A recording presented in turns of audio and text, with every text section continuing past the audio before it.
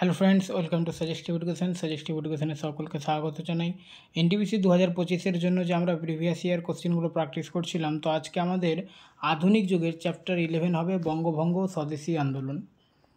তো আজকের প্রথম কোশ্চেন হচ্ছে, নিম্নলিখিত আন্দোলনগুলির মধ্যে কোনটি লাল বাল পাল শুরু করেছিলেন? তো এখানে অ্যান্সার হচ্ছে স্বদেশী আন্দোলন, অপশন ডি স্বদেশী আন্দোলন। বঙ্গভঙ্গের বিরোধিতায় লালা লাজপত রায়, বাল গঙ্গাধর তিলক ও বিপিন চন্দ্র পাল অর্থাৎ একসঙ্গে লাল বাল পাল 7 আগস্ট 1905 খ্রিস্টাব্দে স্বদেশী আন্দোলন শুরু করেন। তারপরে খিলাফত আন্দোলনের সম্বন্ধে এখানে রয়েছে। খিলাফত আন্দোলন হয়েছিল 1919 থেকে 1925 এবং এর উদ্দেশ্য ছিল অটোমান সাম্রাজ্য, সুলতান ও খলিফার প্রতি ব্রিটিশদের কঠোর আচরণের বিরুদ্ধে জনমত সৃষ্টি করা। এই আন্দোলনের নেতৃত্ব দেন মোহাম্মদ আলী ও শওকত আলী।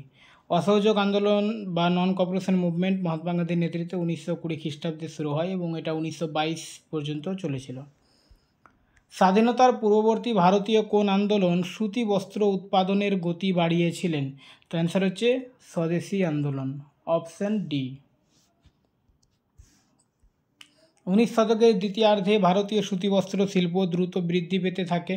স্বদেশী আন্দোলনে এই শিল্পকে বিশাল গতি দেয়, কারণ বিদেশি বা ব্রিটিশ পণ্যের বয়কট করে ভারতীয় পণ্য ব্যবহারের আহ্বান জানানো হয়। গ্রামীণ কুটির শিল্পে সুতিবস্ত্রের উৎপাদন শুরু হয়, যেমন হ্যান্ডলুম ও পাওয়ারলুমে কাপড় তৈরি হতো। বঙ্গীয় স্বদেশী আন্দোলনের সময় তৈরি করা একটি ত্রিবর্ণ পতাকায় কোন কোন রং ছিল? তো অ্যান্সার হচ্ছে লাল, সবুজ ও হলুদ, অপশন সি।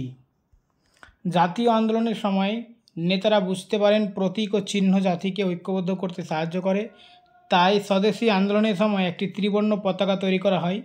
এর বৈশিষ্ট্য ছিল পতাকায় লাল, সবুজ ও হলুদ 3টি রং ছিল। 8টি পদ্মফুল আঁকা ছিল, যা ভারতের 8টি ব্রিটিশ প্রদেশকে প্রতিনিধিত্ব করত। একটি অর্ধচন্দ্র আঁকা ছিল, যা হিন্দু ও মুসলিম উভয় সম্প্রদায়কে নির্দেশ করত। নিচের মধ্যে কে স্বদেশী আন্দোলনের মাধ্যমে ঔপনিবেশিক শাসনের বিরুদ্ধে মৃদু, ধীর এবং যুক্তিসম্মত পন্থার পক্ষে ছিলেন?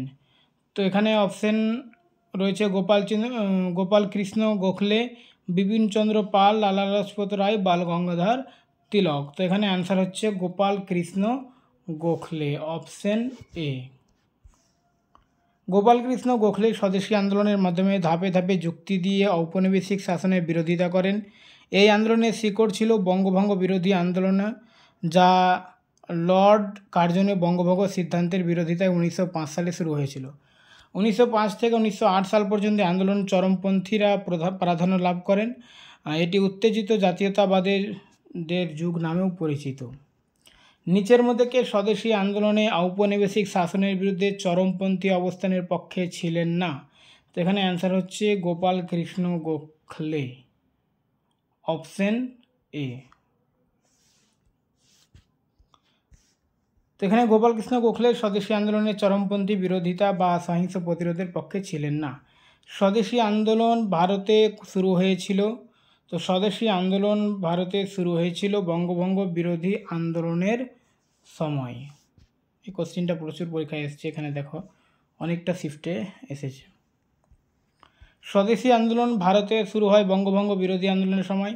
এটি 7 আগস্ট 1905 সালে কলকাতার টাউন হলে শুরু হয়। লোকদের সরকারি চাকরি, স্কুল, আদালত ছেড়ে দিতে এবং বিদেশি পণ্য ব্যবহার না করতে বলা হয়। এটি শুধুমাত্র রাজনৈতিক নয়, একটি অর্থনৈতিক আন্দোলনও ছিল। এর সাথে বয়কট আন্দোলনও শুরু হয়। ভারতীয় জাতীয় আন্দোলনের সময় কোনটি মানুষের সমাজের প্রতীক হিসেবে বিবেচিত হয়েছিল, যা যন্ত্র ও প্রযুক্তিকে গৌরবান্বিত করত না? তো এখানে অ্যান্সার হচ্ছে চরকা, অপশন বি। ভারতীয় জাতীয় আন্দোলনের সময় চরকাকে এমন এক প্রতীক হিসেবে দেখা হতো, যা যন্ত্র প্রযুক্তিকে গৌরবান্বিত না করে মানবিক সমাজের প্রতিনিধিত্ব করে। গান্ধীজি একে স্বাধীনতা সংগ্রামের অর্থনৈতিক স্বাধীনতার প্রতীক হিসেবে গ্রহণ করেন। চরকা ছিল মহিলাদের আর্থিক অবস্থার উন্নয়নের, তাদের স্বাধীনতার এবং কৃষকদের জন্য একটি বিকল্প অর্থনৈতিক ব্যবস্থা। 1905 সালে বাল গঙ্গাধর তিলক ও স্যার রতনজি টাটা স্বদেশী পণ্যের দোকান চালু করেন। সেই দোকানের নাম কি ছিল? তো সেই দোকানের নাম ছিল Bombay Swadeshi cooperative stores company limited, option D. Bombay Swadeshi cooperative stores company limited 11 December 1905 সালে আনুষ্ঠানিকভাবে নিবন্ধিত হয়। এটি একটি বেসরকারি সংস্থা। এই দোকানটি বাল গঙ্গাধর তিলক ও স্যার রতনজি টাটা একত্রে চালু করেন।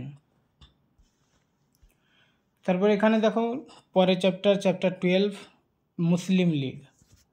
তো নিম্নলিখিত কোন সালে মুসলিম লীগ মুসলিম সংখ্যাগরিষ্ঠ এলাকাগুলোর জন্য স্বায়ত্তশাসনের দাবি জানিয়ে একটি প্রস্তাব গ্রহণ করে? তো অ্যান্সার হচ্ছে 1940 সালে, অপশন বি। 23শে মার্চ 1940 সালে মুসলিম লীগ একটি প্রস্তাব গ্রহণ করে এবং মুসলিম সংখ্যাগরিষ্ঠ অঞ্চলে মুসলিমদের স্বার্থ রক্ষার জন্য স্বায়ত্তশাসনের দাবি জানায়। নিম্নলিখিতদের মধ্যে কে পাকিস্তান গঠনের দাবির বিরোধিতা করেছিলেন? তো এখানে বিরোধিতা করেছিলেন খান আব্দুল গফ্ফর খান, অপশন সি। পাকিস্তান গঠনের দাবির বিরোধিতা করেছিলেন খান আব্দুল গফ্ফর খান। তিনি হিন্দু সংখ্যাগরিষ্ঠ, ভারত ও মুসলিম সংখ্যাগরিষ্ঠ পাকিস্তানের বিভাজনের প্রস্তাবে দৃঢ় বিরোধিতা করেছিলেন। তাকে সীমান্তগন্ধী বা বাদশাহ খান নামেও ডাকা হয়। সেই পাঞ্জাবি মুসলমানের নাম কি যিনি কেমব্রিজের ছাত্র ছিলেন এবং 1933 সালে পাকিস্তান শব্দটি তৈরি করেন? তো এখানে অ্যান্সার হচ্ছে চৌধুরী রহমত আলী, অপশন ডি।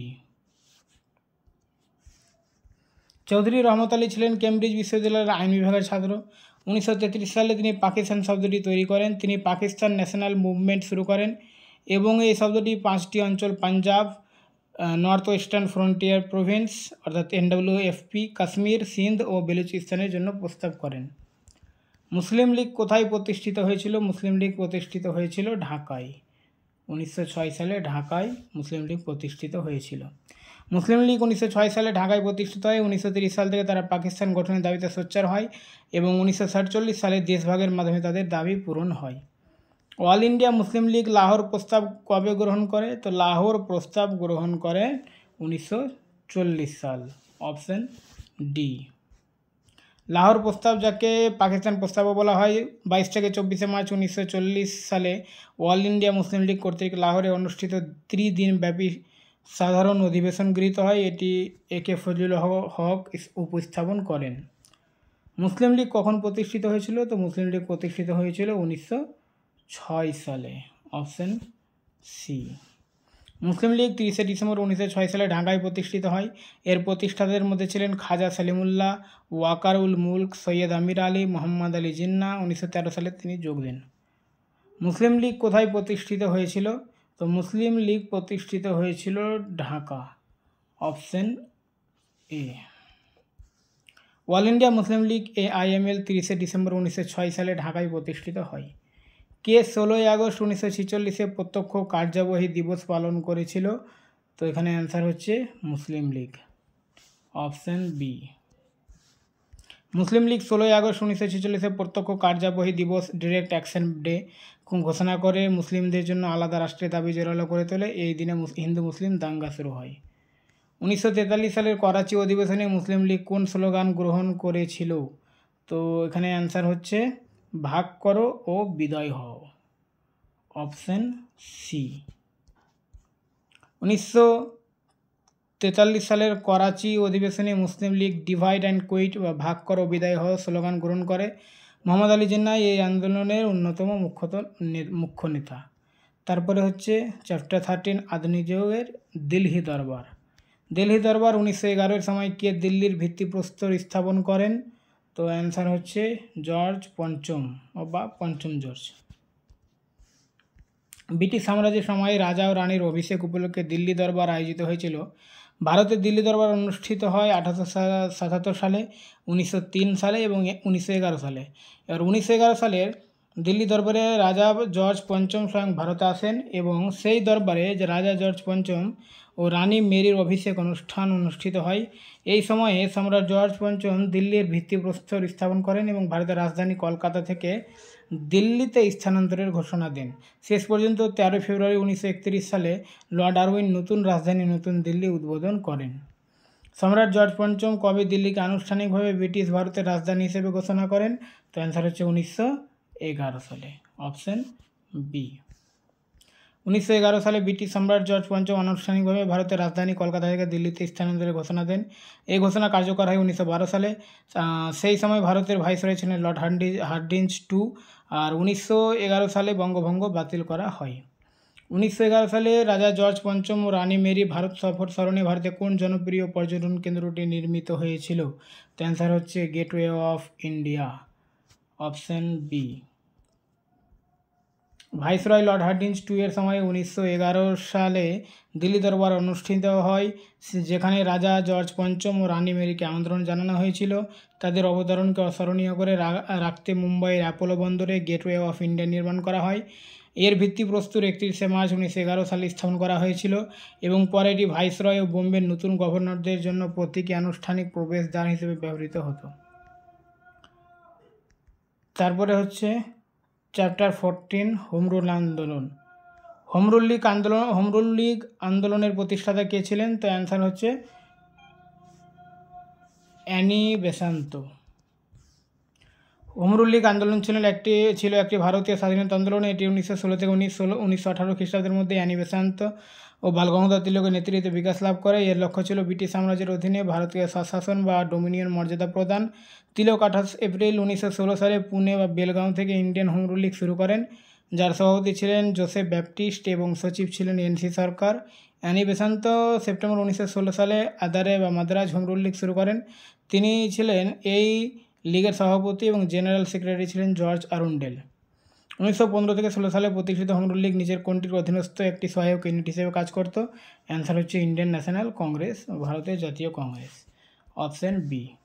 1915 থেকে 16 সালে প্রতিষ্ঠিত home rule League Indian national কংগ্রেসের অধীনে একটি সহায়ক ইউনিট হিসেবে কাজ করত।